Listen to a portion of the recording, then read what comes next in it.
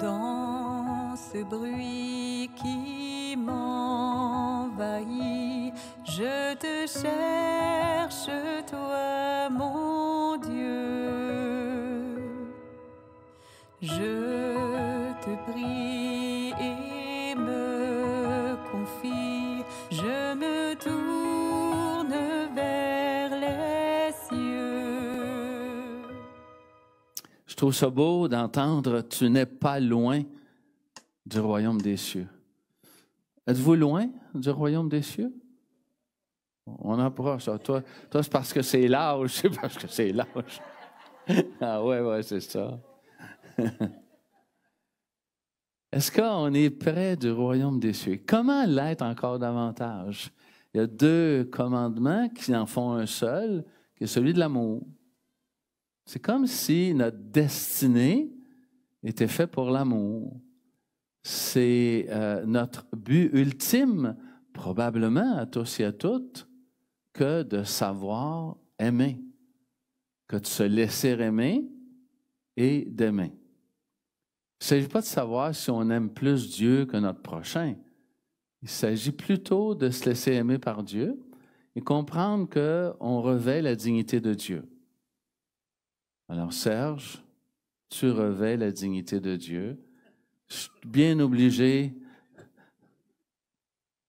de faire ça devant toi, puisque Dieu t'habite, puisque Dieu est présent en toi. Mais si je le fais à toi, tu le fais à moi aussi. Il faut que ça soit réciproque. C'est pour ça que l'amour, c'est une seule voie, c'est un seul chemin. Aimer Dieu, aimer son prochain, c'est conjugué. Et nous, notre travail d'intériorité, c'est d'arriver à conjuguer tout cela. Mais pour aimer, il faut, j'aime pas le mot « il faut », le verbe « il faut ».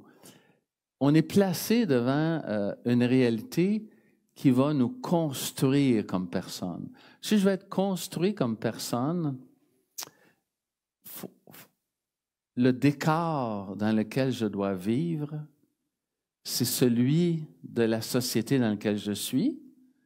C'est une graine qui est semée dans cette société-là, mais avec une particularité, c'est qu'il fait pousser l'arbre de l'amour. Et cet arbre-là, plusieurs viendront à son ombre, plusieurs en prendront les fruits, plusieurs pourront même aller plus loin et s'en servir peut-être pour se désintoxiquer. Comme on a dans les plantes qui nous aident à nous désintoxiquer. Pour s'incarner, Dieu il nous montre son amour à travers son incarnation. Et nous aussi, on a le même devoir, s'incarner. Mais comment on va faire ça? Alors, il a placé à nos côtés un frère, une sœur, des parents, des amis, une communauté. Et c'est là qu'on va prendre racine, qu'on va s'incarner et qu'on va être capable de dire aux autres, regardez comme ils s'aiment. Regardez comme ils s'aiment. Et c'est ainsi que les premières communautés chrétiennes ont réussi à faire connaître l'amour de Dieu. Ma foi me dit, il y a 2000 ans, Dieu m'a sauvé. Moi, cette bonne nouvelle-là, bien, je suis porté à l'annoncer à d'autres. Pas toujours facile, on en convient, vraiment pas toujours facile. Mais si, de l'intérieur, on arrive, nous, à s'aimer les uns les autres, on va correspondre à ce qui était le plus élevé dans la foi des Juifs de la Première Alliance, ce qu'on appelait le schéma Israël. Tu aimeras ton Dieu de tout ton cœur, de toute ton âme, de toutes tes forces. Ça veut dire qu'il y a comme une concentration, un laser qui est concentré. Ça, c'est à nous que ça l'appartient. Parce que quand on fait ça, on fait reculer le mal. Pour notre part à nous, on arrive à tasser ce qui n'est pas de Dieu, évidemment.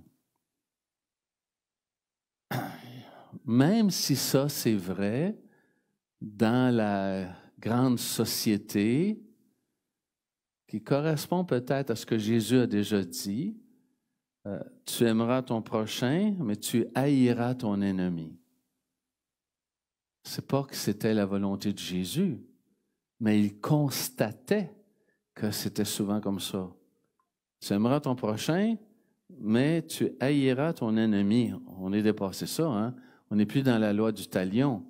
Œil pour œil, dent pour dent, main pour main, pied pour pied. On a comme fait un pas de plus à cause du Christ, à cause de celui qui nous a montré la voie royale, pas de plus grand amour que de donner sa vie pour ceux qu'on aime. On est comme trempé dans cette réalité-là. On est comme les cornichons dans leur saumure. C'est là qu'on se réalise le plus. C'est là qu'on se découvre le mieux. Alors, on applique donc, comme dans toutes les autres religions, la règle d'or.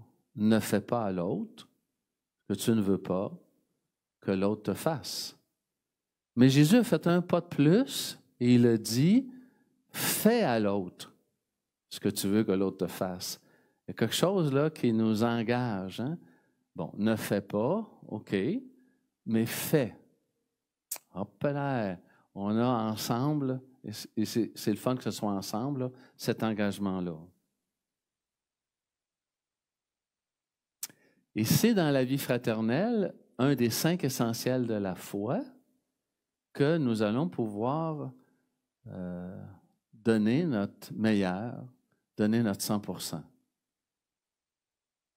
Dans un livre, on disait qu'il y a 10 points importants pour la vie fraternelle. Je vais les nommer tout doucement, ces 10 points-là, puis je vais vous poser la question avant de les nommer, sur quel de ces points-là vous aimeriez progresser? Sur quel de ces points-là vous aimeriez progresser? Faire preuve de bienveillance. Est-ce que vous avez une âme bienveillante pour vos frères et vos sœurs? On commence par la bienveillance, puis vous finirez par ce que vous voudrez, espérant que vous finirez avec la bienveillance aussi. Mais commençons par la bienveillance. L'authenticité, être vrai, être authentique, faire part de nos véritables sentiments. Vous le faites avec votre conjoint, votre conjointe, sinon ça ne durera pas votre vie de couple. Si vous ne le faites pas, ça ne durera pas. Présenter ses vrais sentiments. S'encourager mutuellement. Est-ce que vous êtes des femmes, des hommes qui avaient besoin d'être encouragés? Et est-ce que vous êtes des hommes et des femmes qui encouragent les autres? C'est vous à quoi ça me fait penser? Ça me fait penser à un des 5 langages de l'amour de Gary Chapman. Vous savez les langages de l'amour? Probablement que vous vous souvenez, on en a déjà parlé. Alors, s'encourager, pour moi, c'est dire des paroles valorisantes aux autres. Puis à côté de ça, il y a rendre service, le toucher, les caresses consenties, les temps de qualité qu'on passe avec les autres et les cadeaux qu'on peut offrir. S'encourager mutuellement. Se pardonner. Oh là, on est dans l'Himalaya de la spiritualité chrétienne. Pardonner. Dans l'Himalaya de la spiritualité. Se soutenir mutuellement. Comment on va faire pour se soutenir? Probablement participer à des activités au sein de la communauté. La franchise, être franc. C'est tout un défi, ça. Quand si vous faites de la politique, là, Je lève mon chapeau parce que ça ne doit pas être facile. Mais mon Dieu, hein? La franchise. Puis on rajoute, mais être vrai, dire la vérité, mais avec amour. Pas pour blesser. Alors, ça en fait 6. Lequel vous voulez progresser, par lequel vous avez besoin de progresser. Le 7e, admettre ses faiblesses. On veut vivre en fraternité, que je n'admets pas mes faiblesses. On ne sera pas rassembleurs. Hein? Il y a une très belle phrase de l'Évangile qui dit, dans une des lettres attribuées à Paul, « De riche qu'il était en parlant de Dieu, il s'est fait pauvre, il s'est fait homme. De riche qu'il était, il s'est fait homme pour nous enrichir de nos pauvretés avouées et consenties. Nos échardes dans la chair, pourrions-nous dire. Admettre nos faiblesses. Et respecter les différences. Ça, quand on vit ensemble, hein, c'est quelque chose. Respecter les différences. Au début de la vie ensemble, tout est beau. On pense la même chose en même temps. Hein, qu'on se l'aime donc. C'est beau. Mais après quelques années, on n'est pas tout à fait d'accord sur les mêmes affaires. Alors là, il faut commencer à respecter les différences des autres. Et là, ça prend de la maturité, hein? C'est quelque chose, là. On est dans une autre réalité, là. C'est plus juste l'amour, émotion ou sentiment. C'est un amour qui se rappelle le oui qui a été dit devant Dieu. Oui, pour la vie. Hein? Oui, pour la vie. Ah, OK. Pas toujours évident, hein? Puis il y a des fois que ça ne peut pas faire autrement que d'aller à une séparation, parce que ça en prend 2 qui veulent vivre la même chose. Ça en prend toujours 2 dans le couple, tout au moins, pour vivre la même chose. C'est pas évident. C'est pas pour ça que j'ai pas choisi le mariage, là. Non. J'ai choisi une autre vocation parce que j'ai eu un appel. Hein? Chacun son appel. Respecter les différences des autres. Ah, et ça, j'aime ça. Celle-là, je l'aime beaucoup. C'est un de mes vieux professeurs de théologie qui me disait ça. Il dit, est-ce que, à l'âge que tu as, j'avais autour de 27-28 ans à l'époque, j'en ai 73 aujourd'hui, est-ce que tu comprends ce que veut dire l'âge de la confidentialité? Dans une communauté, dans une famille, on ne se met pas à déblatérer. On a le respect à ce point de l'autre qu'on comprend ce que veut dire la confidentialité dans une communauté. Pas pour cacher la vérité, mais pour s'assurer qu'on est toujours dans la confiance de nos frères et nos sœurs. C'est la confiance qui se bâtit à travers le respect et la confidentialité. Et la dernière, je vous donne en 1000, c'est toujours la plus difficile. C'est vraiment la plus difficile, je vous le dis tout de suite. Prioriser la communauté, le groupe communautaire. Ça veut dire prendre de son temps, de sa richesse. Notre richesse, le temps est notre richesse, puis l'offrir à une communauté. Je peux l'offrir à bien d'autres personnes, puis je peux l'offrir juste à moi, le temps que j'ai. C'est possible, tout est possible. Mais l'invitation à la fraternité, à l'amour, nous dit, donne du temps, prends de ton temps et donne-le à ta communauté. Là, je parle pas d'aimer une communauté du bout des lèvres, là. Tu comprends? Hein? C'est dorénavant une partie de moi-même, comme ma famille est une partie de moi-même. Voyez-vous l'exigence par rapport à une communauté?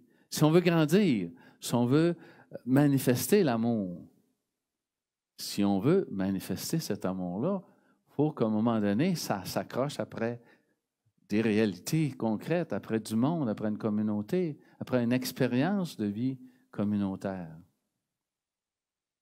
C'est pas pire, ces 10 affaires-là, hein? Oh. Alors, c'est pas moi qui les ai inventées. Ça vient de plus loin que moi. Ça vient de la tradition derrière moi. Ça vient de cette grande tradition de l'Église qui a toujours vu naître des communautés de foi, des communautés d'hommes et de femmes qui ont choisi l'amour comme destination, mais en même temps comme réalité bien concrète de tous les jours. Il faut rester humble, hein? On essaie d'aimer du mieux qu'on peut, on tombe, on se relève, puis le Seigneur donne cette grâce-là de se relever. Puis si on reste à terre, bien, j'ai toujours dit que c'était sans dessein un peu, parce qu'on ne progresse pas. Alors, il n'y a pas une faute que Dieu ne peut pas nous pardonner. Il n'y en a pas une. Bien sûr, le péché contre l'esprit, mais ça, c'est une autre affaire. Mais toutes les fautes, les niaiseries, nos manques de solidarité avec nos frères et sœurs, c'est tout pardonnable. Puis on peut toujours recommencer. On peut toujours se remettre debout. Ça, c'est ce que Dieu nous dit. L'amour va jusque-là. On prend quelques instants en silence, si vous le voulez, juste pour se laisser habiter par cette présence-là de Dieu en nous, et de ce à quoi il nous convoque. Chaque jour,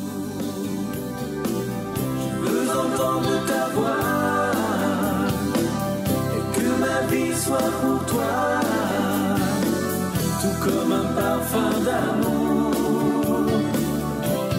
Chaque jour, je veux marcher dans tes voies, chaque instant, à chaque pas, et vivre de ton amour. Et chaque jour, je veux entendre ta voix, et que ma vie soit pour toi, tout comme un parfum d'amour, que je répands chaque jour. Je veux marcher dans tes voies, à chaque pas, vivre de ton amour.